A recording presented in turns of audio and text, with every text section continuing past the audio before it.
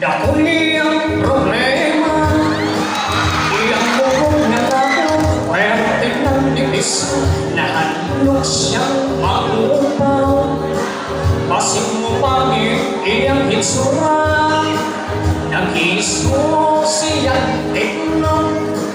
May tayo mong baon, tunay lana, as ka di manasan, walay lumong ni Kumo, ipugkandi mong siyang kasa.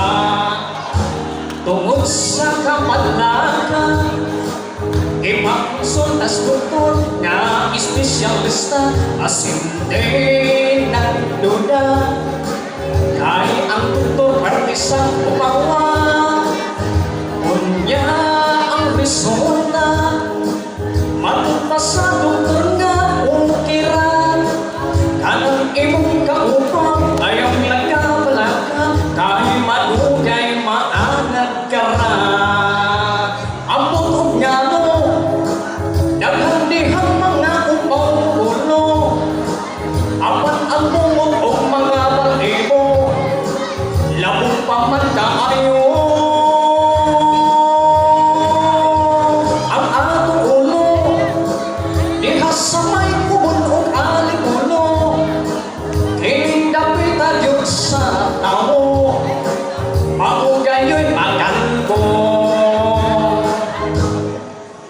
Dambaluran pasiaw, ang lagong kalangaw, tamal kunos na upaw, inustos lang sa ulo, buhok mo tuong nagsaganangaw, iyak kining gituman, lagong ginustos di adlaw-adlaw, balik mo sa simana, isusigit ang upaw isang kasinaw.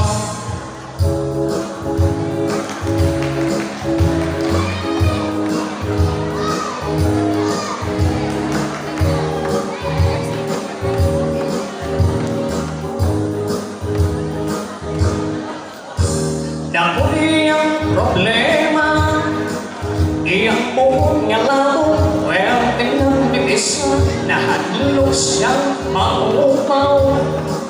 Pasig mo pangit, iyang hitsura, bitanaw siya sa samin, iyang namumurak siya